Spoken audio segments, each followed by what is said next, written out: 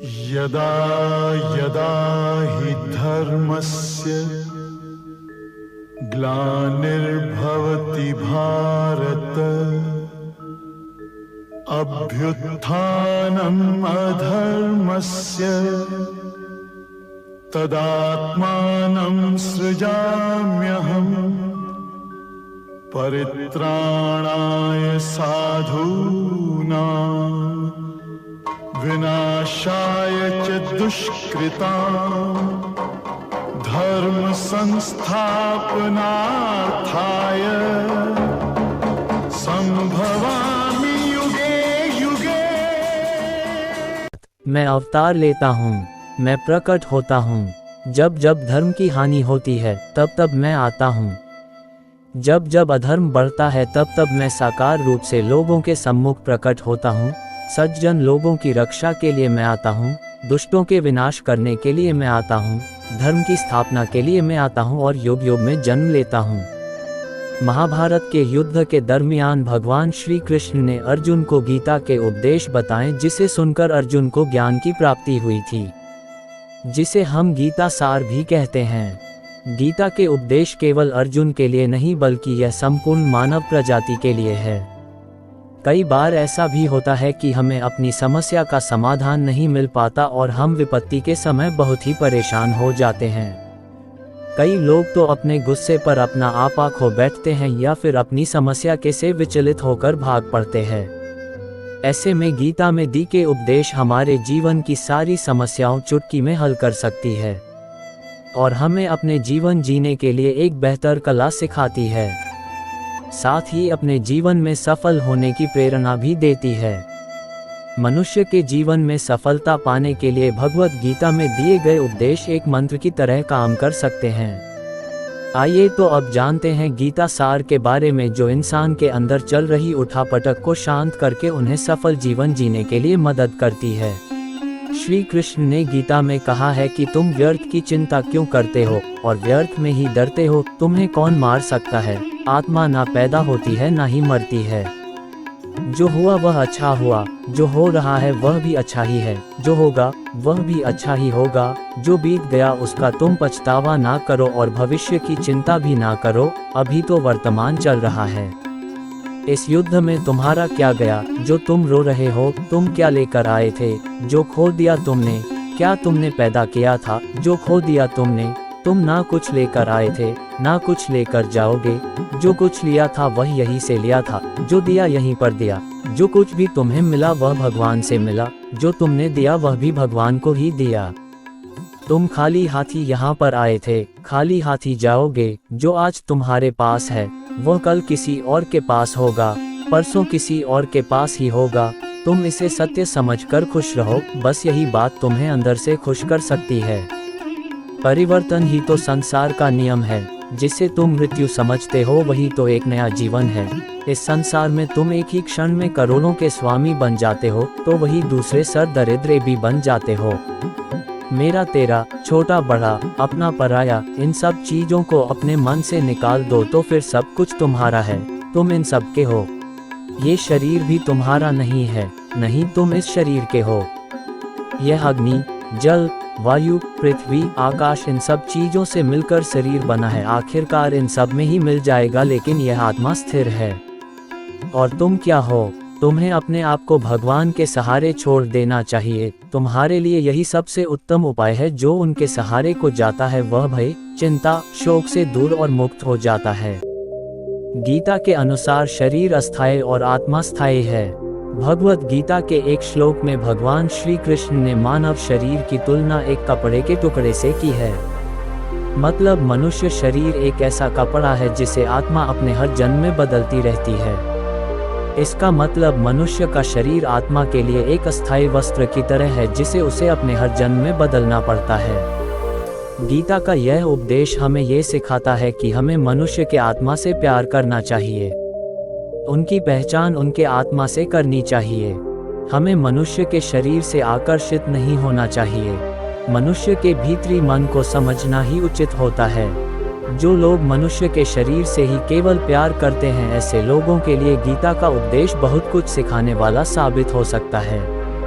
गीता के अनुसार जीवन का एकमात्र सत्य है वो है मृत्यु। गीता के इस उपदेश में भगवान श्री कृष्ण ने ये बताया है कि इंसान को जन्म मरण के चक्र के बारे में जान लेना चाहिए, क्योंकि मनुष्य के जीवन का एकमात्र सच जो है वह मृत्यु है। क्योंकि जिस भी इंसान ने इस दुनिया में जन्म लिया है उसे एक न एक दिन इस संसार को छोड़कर जाना ही पड़ता है, और यही इस दुनिया का अटल सत्य है। लेकिन इस बात से भी नकारा नहीं जा सकता कि हर इंसान अपनी मौत से भयभीत रहता है। इसलिए मनुष्य को जीवन की अटल सच्चाई को जान लेना चाहिए और अपनी वर्तमान की खुशियां को भी खराब नहीं करना चाहिए। गीता के अनुसार गुस्से पर काबू करना चाहिए, क्योंकि क्रोध से व्यक्ति का नाश हो जाता है। भगवान श्री कृष्ण ने इस उपदेश में ये बताया है कि क्रोध से मनुष्य को भ्रम पैदा होता है और भ्रम में वह अपनी बुद्धि का विनाश कर बैठता है। क्रोध में जब मनुष्य की बुद्धि काम नहीं करती है तब मनुष्य का तर्क वितर्क करने की क्षमता नष्ट हो जाती है और व्यक्ति का वही नाश हो जाता है। इसी तरह हर एक व्यक्ति को अपने गुस्से पर काबू करना सीखना चाहिए। मनुष्य गुस्से में कई बार ऐसा काम कर देता है जिससे उसको बाद में जाकर हानि का सामना करना पड़ता है। वही अगर मनुष्य अपने क्रोध पर काबू नहीं कर पाए तब वह कोई गलत कदम उठा बैठता है। जब भी मनुष्य के मन में क्रोध की भावना उत्पन्न होती है तब मनुष्य का मस्तिष्क काम करना बंद कर देता है और वह सही गलत का वह उचित फैसला नहीं ले पाता। इसलिए हमेशा मनुष्य को अपने क्रोध को काबू में रखना चाहिए और अपने मन को शांत रखना चाहिए, क्योंकि गुस्से में लिया गया फैसला आपको गहरी क्षति पहुंचा सकता है। गीता के अनुसार व्यक्ति अपने कर्मों को नहीं छोड़ सकता है। भगवान श्री कृष्ण ने गीता के सार में ये बताया है कि कोई भी व्यक्ति अपने कर्मों को नहीं छोड़ सकता, जिसका मतलब व्यक्ति साधारण समझ के साथ अपने कर्मों में लगे रहते हैं। उन्हें अपने कर्म से हटना या छोड़ना नहीं चाहिए, क्योंकि वह ज्ञानवादी नहीं बन सकते हैं। वही अगर मनुष्य अपने कर्मों से पीछा छुड़ा ले या अपने कर्म करना बंद कर दे तब वह अपने रास्ते से भटक जाता है।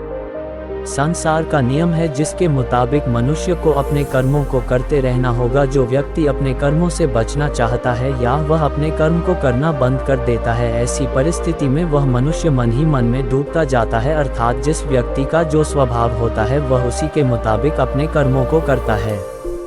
गीता के सार में मनुष्य के देखने के नजरिए के बारे में भी कुछ बातें बताई गई है। इसमें लिखा गया है, जो व्यक्ति ज्ञान को और कर्मों को एक रूप से देखता है उस व्यक्ति का नजरिया सही है। अज्ञानी पुरुष के पास ज्ञान नहीं होता, इसी वजह से वह हर किसी भी चीज को गलत नजर से ही देखते हैं। गीता के अनुसार इंसान को अपने मन को काबू में रखना चाहिए।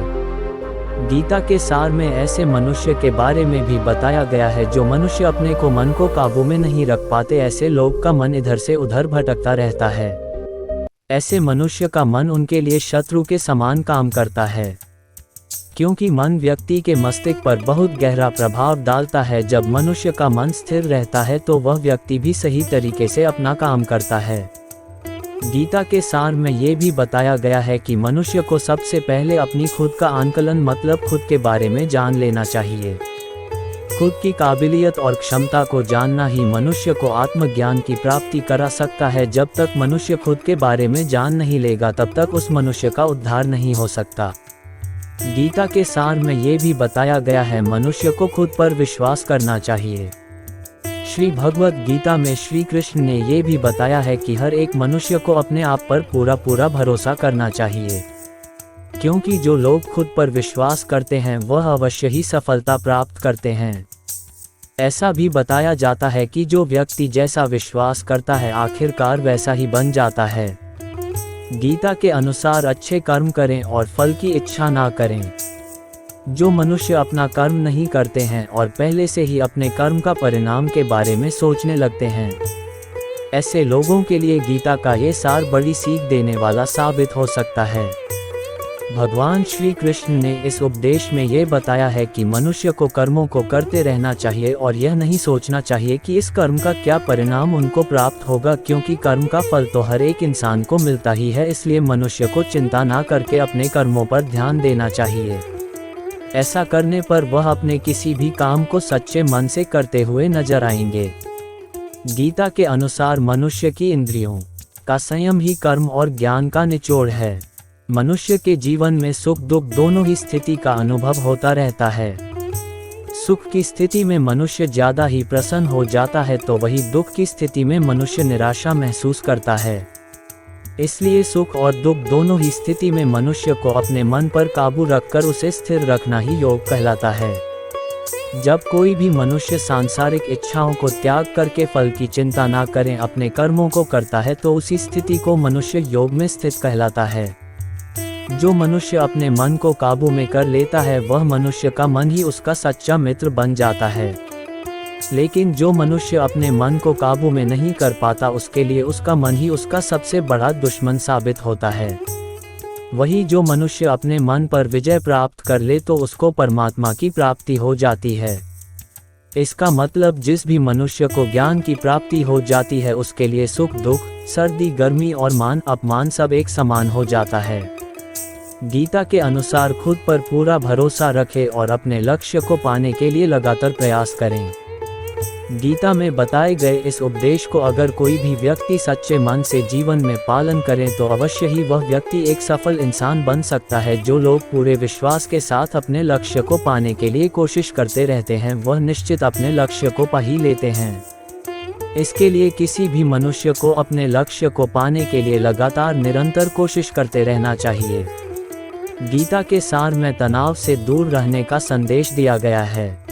इस उपदेश में भगवान श्री कृष्ण ने ये समझाया है कि किसी भी व्यक्ति को तनाव और चिंता से दूरी बनाकर रखनी चाहिए, तभी जाकर वह एक सफल इंसान बन सकते हैं, क्योंकि मनुष्य को सफल होने में तनाव एक बाधा की तरह बीच में आता है। गीता के अनुसार अपना काम को प्राथमिकता दें और इसे पहले करें। श्री भगवद गीता में भगवान श्री कृष्ण ने अपने इस उपदेश में ऐसा बताया है कि मनुष्य को अपने कामों को प्रथम प्राथमिकता देनी चाहिए। सबसे पहले अपने जरूरी काम को पूरा करें, उसके बाद ही किसी और का काम को करें, अन्यथा दूसरों का काम पूरा करने के चक्कर में वह मनुष्य अवश्य ही अपना काम पूरा नहीं कर पाता है। गीता के अनुसार लोक में जितने देवता हैं सब एक ही भगवान की विभूतियां हैं।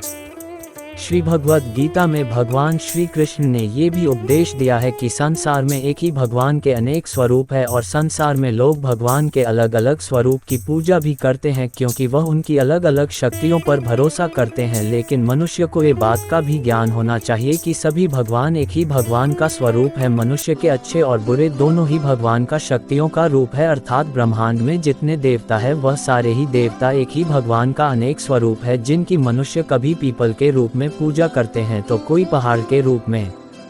भगवान अनगिनत है जिनका कोई अंत नहीं है, लेकिन मनुष्य अपनी अपनी आस्था के अनुसार अपने देवी देवताओं की पूजा करते हैं। लेकिन सत्य यह है कि सारे देवी देवता है एक ही भगवान का स्वरूप है। गीता के अनुसार जो लोग भगवान का सच्चे मन से ध्यान लगाते हैं वह पूर्ण सिद्ध योगी माने जाते हैं। भगवद गीता सार में भगवान श्री कृष्ण ने ऐसा भी कुछ बताया है कि मनुष्य अगर सच्चे मन से भगवान की पूजा आराधना करते हैं, अपना पूरा ध्यान सच्चे मन से भगवान की ओर लगाते हैं तो उन लोगों को अवश्य ही सिद्धि की प्राप्ति होती है। ऐसा भी बताया जाता है कि जो मनुष्य अपने शरीर के सभी इंद्रियों पर काबू पा लेता है और सुख और दुख सभी परिस्थितियों में समान भाव से रहता है और संसार के सभी प्राणियों के हित में लगा रहता है, ऐसे मनुष्य को ईश्वर की कृपा हमेशा बनी रहती है।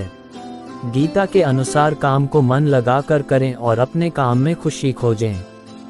जो मनुष्य अपने सभी काम में मन लगाकर अपना कार्य करते हैं और वह छोटे से छोटे कार्यों में भी खुशी ढूंढ ही लेते हैं, वह लोग निश्चित ही अंत में सफलता प्राप्त करते हैं। वहीं दूसरी तरफ ऐसे मनुष्य भी होते हैं जो अपने काम को बस एक बोझ समझकर बस पूरा कर देना चाहते हैं और अपने किसी भी काम को पूरा सही ढंग से नहीं करते हैं, तो ऐसे मनुष्य हमेशा ही अपने जीवन में पीछे रह जाते हैं। गीता के अनुसार किसी भी तरह की अधिकता इंसान के लिए बन सकती है बड़ा खतरा। भगवद गीता में भगवान श्री कृष्ण ने यह बताया है, मनुष्य के लिए किसी भी चीज़ की अधिकता उनके लिए हानिकारक साबित हो सकती है। ये किसी भी प्रकार की अधिकता हो सकती है, कड़वाहट हो या फिर मधुरता, खुशी हो या गम। हमें कभी भी किसी भी चीज़ की अति करना हमारे लिए नुकसानदायक साबित हो सकती है। जीवन में संतुलन बनाए रखना है बहुत जरूरी है। जब तक मनुष्य अपने जीवन में संतुलन नहीं बनाएगा तब तक मनुष्य अपने जीवन को खुशी से व्यतीत नहीं कर सकता। इसलिए मनुष्य को अपने जीवन में किसी भी चीज़ को ज़्यादा करने से बचना चाहिए और जीवन में संतुलन बनाकर रख सही है। भगवद गीता सार में बताया गया है कि स्वार्थी नहीं बने। भगवान श्री कृष्ण ने गीता सार के माध्यम से एक बहुत बड़ी ज्ञान की बात कही है। जो मनुष्य बहुत मतलबी होते हैं और उनको बस अपने मतलब से मतलब होता है और वह अपना मतलब पूरा करने के लिए कुछ भी कर सकते हैं, उन लोगों का कभी भी भला नहीं होता। आपको ये बात भी बता दे, मनुष्य का स्वार्थ उसे अन्य लोगों से दूर ले जाकर उसे नकारात्मक स्थिति और ले जाता है, जिससे वह व्यक्ति संसार में अकेला रह जाता है। वही गीता में ये भी कहा गया है कि एक स्वार्थी व्यक्ति शीशे में फैले धूल की तरह होता है, जिसकी वजह से वह व्यक्ति अपना सही प्रतिबिंब कभी देख नहीं पाता। इसलिए किसी भी व्यक्ति को अगर जीवन में खुशी पूर्वक अपना जीवन व्यतीत करना हो तो अपने स्वार्थ को कभी भी अपने पास नहीं आने दे, क्योंकि एक स्वार्थी मनुष्य दोस्ती में भी अपना स्वार्थ निकालने की कोशिश करता रहता है।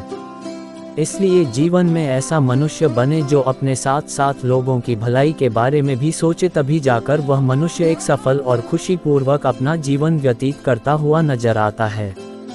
गीता के अनुसार ईश्वर हमेशा मनुष्य का साथ देता है। ईश्वर हमेशा ही अपने भक्तों का साथ देते रहते हैं। जो मनुष्य इस प्रभावशाली सत्य को मान लेता है तो उसका जीवन पूरी तरह से बदलता हुआ उसे महसूस होता है, क्योंकि संसार का निर्माण भगवान ने ही किया है और वही इस पूरे संसार को चला रहे हैं। इंसान तो बस एक कठपुतली है जो भगवान के इशारों पर चल रही है।